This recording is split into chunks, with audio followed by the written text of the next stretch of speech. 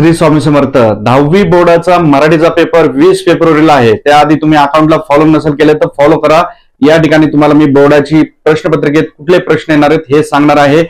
जवळपास मी एवढ्या प्रश्नपत्रिकांचा अभ्यास करून मराठीत कुठले प्रश्न येणार आहेत याची माहिती देणार आहे. त्याआधी तुम्ही नाना फाउंडेशन ऍप डाउनलोड केलं नसेल तर डाउनलोड करा. त्या ठिकाणी तुम्हाला सर्व विषयांचे IMP प्रश्न मिळतील. त्याचप्रमाणे दिलेल्या नंबरवर संपर्क करा काय अडचण असेल तर. बघा, मराठी विषयामध्ये तुम्हाला मी सांगतो, तू झाला समाजाचा मूकनायक ही कविता 100% येते, प्रत्येक वर्षी येते.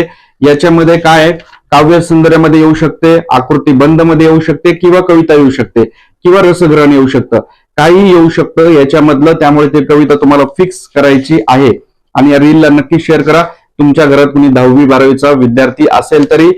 आणि त्यानंतर तुम्हाला कविता कुठल्या कुठल्या येणार आहेत, त्यानंतर स्थूल वाचन कुठले येणार आहेत, भाषा अभ्यास जसे समास कुठले येणार आहेत, त्यानंतर शब्द संपत्ती, शब्दसिद्धी, वाक्यप्रचार, त्यानंतर तुम्हाला लेखनियमानुसार बदल करा, विरामचिन्हे, पारिभाषिक शब्द, पत्र लेखन, त्यानंतर जाहिरात लेखन, बातमी लेखन, कथा लेखन, लेखन कौशल्य, प्रसंग लेखन, आत्मकथन आणि वैचारिक लेखन.